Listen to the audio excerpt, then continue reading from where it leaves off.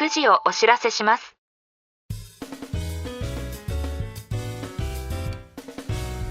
This program is Whiskey Radio, Drama FM. 時刻は午後9時を回りました。金曜日の夜のウイスキーラジオドラマ FM のお時間です。お相手はナビゲーターのシーカーでお送りします。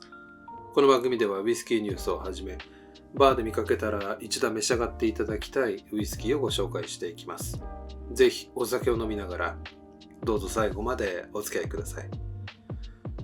突然ですが、ウイスキーのボトルが犬のおもちゃになったら皆さんはどう思いますか？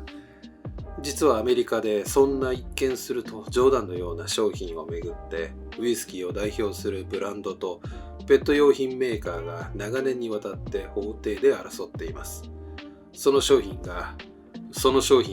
バッドスパニエルズです。販売したのはアリゾナ州のペット用品メーカービッププロダクツ。モデルになったのはジャック・ダニエルの代表的なボトルオールドナンバー7です。ボトルやラベルのデザインを思わせる外観にジャック・ダニエルズオールドナンバー7をバッドスパニエルズオールドナンバー2に変更。テネシーサワーマッシュウイスキーはオン・ユア・テネシー・カーペットに。さらにアルコール度数の表示まで犬の排泄物を連想させるジョークに置き換えています。これに対してジャック・ダニエル側は自社の商標やボトルデザインを無断で利用しているとして提訴。ブランドのイメージを傷つけるだけでなく商標侵害の可能性があると主張しました。一方のビッププロダクツはこれは明らかにジョークとして作られたパロディであり、アメリカ憲法修正第1条が保障する表現の自由によって守られるべきだと反論します。そしてこの裁判はついにアメリカ連邦最高裁判所まで進みました。2023年6月、最高裁が示したのはパロディ商品であることだけを理由に商標法の適用を免れることはできないという考え方でした。その上で事件は商標侵害などの具体的な判断を行うため下級審へ差し戻されます。差し戻し後の審理を経て米連邦第9巡回区控訴裁判所はそれまでのジャック・ダニエル側に有利な判断を発揮。最高裁まで進んだ裁判が引き続き争われる展開になりました。この一連の裁判で問われているのはブランドを守る権利とそれを題材にして表現する自由。その境界線を裁判所がどこに引くのかという問題です。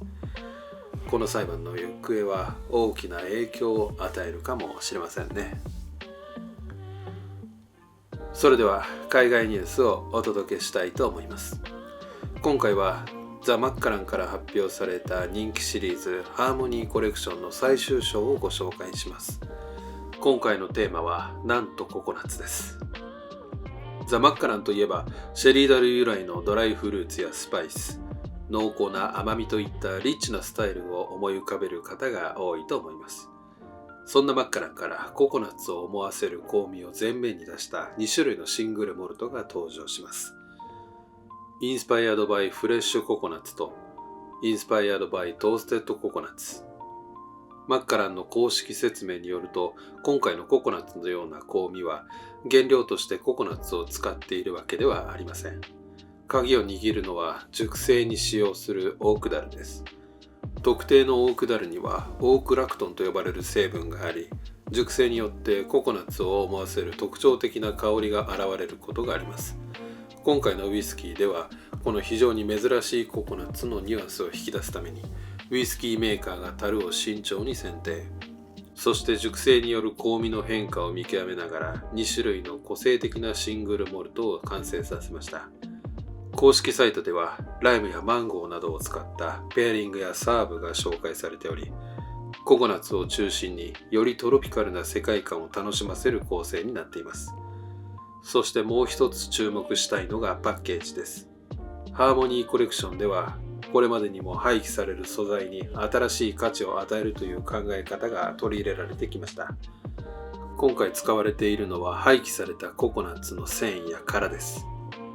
これらを加工することでパッケージの紙に新しい命を与えています。しかも今回の箱は非常に印象的な黒い色になっています。インクによる着色ではなく、廃棄されたココナッツの繊維や殻を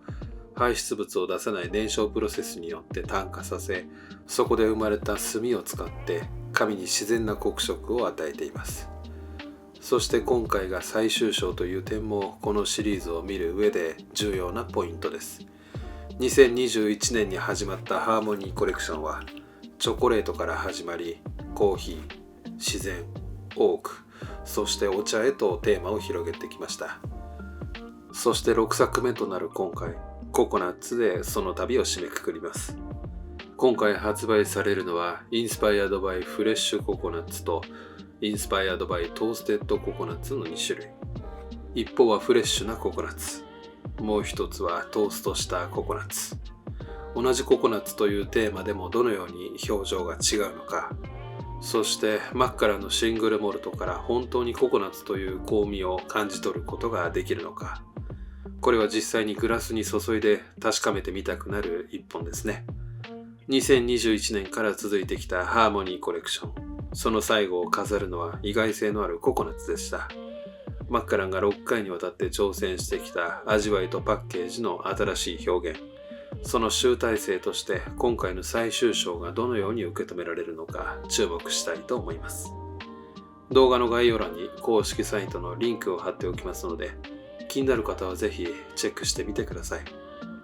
ドラム FM では皆さんからのお便りを募集しています。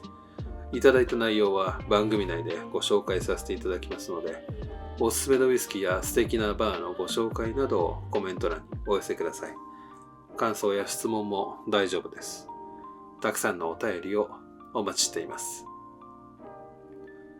それでは今日のゲストなんですけども、この番組ではゲストと称しまして、私が購入したウイスキーを皆さんにご紹介したいと思います。本日は山鹿蒸留所から山鹿ピーテッド2026エディションです。山鹿蒸留所は山鹿市に誕生した熊本県初となるウイスキー蒸留所で、関係企業である本坊酒造の技術支援を受け、2021年11月より稼働を始めました。仕込み水は国見山系と菊池川水系の深層地下水。麦芽はノンピートおよびヘビリーピートを使用しています。機器はモルトミルを除きすべてが三宅製作所製で、現在はワンバッチ 1.1 トンで仕込みを行っています。山鹿は夏冬の寒暖差が45度と大きく、湿度も高いことが特徴です。蒸留所のラウンジにはバーカウンターとショップが併設され、自由に見学ができ、山鹿市の観光にも大きく寄与しています。山鹿ピーテッド2026エディションは蒸留所初のピーテッドタイプのシングルモルトです。山鹿蒸留所の原点でもあるエレガントでフルーティー、クリーミーな主質をそのままに、ピートはあくまで余韻として添えることを目指し作られました。どんな味がするんでしょうか。ではストレートでいただいてみたいと思います。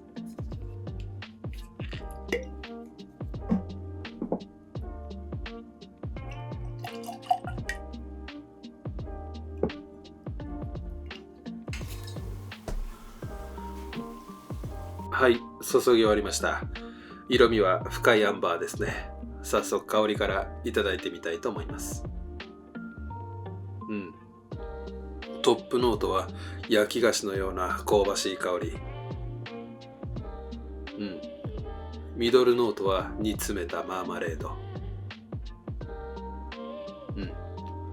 ラストノートは灰のようなピートが優しく香ります。では味わってみたいと思います。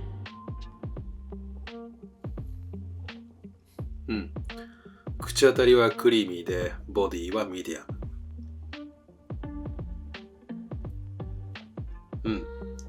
リンゴ、シナモン、メープルが焼きリンゴを連想させ、シロップのように口の中で広がります。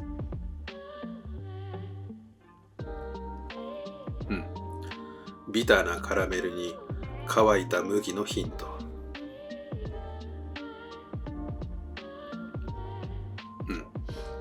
フィニッシュは柑橘の風味のチョコレートの苦味。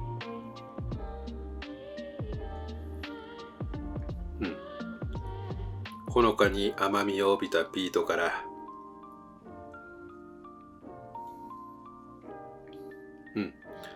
ドライな余韻が程よく続きます。素晴らしいですね。ピートを抑え込んだ上で山鹿の良さを最大限引き出している印象です。それでいてピートは邪魔することなく狙い通りアクセントとして添えられています。ハイランドピートのような柔らかいスモークが印象的で、素朴な焼き菓子にフルーツの風味と相まって出来たての高級なスイーツをいただいているようです。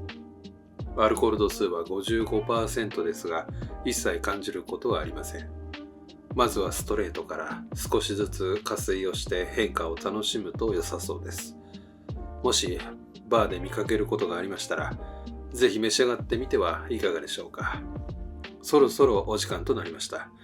次回のゲストはバリンダロッホ蒸留所から日本史上1000倍商品メリーパークファームをご紹介したいと思います。このラジオが気に入っていただけましたら、コメント、高評価、チャンネル登録をよろしくお願いします。それでは良い週末を。お相手はシーカーでした。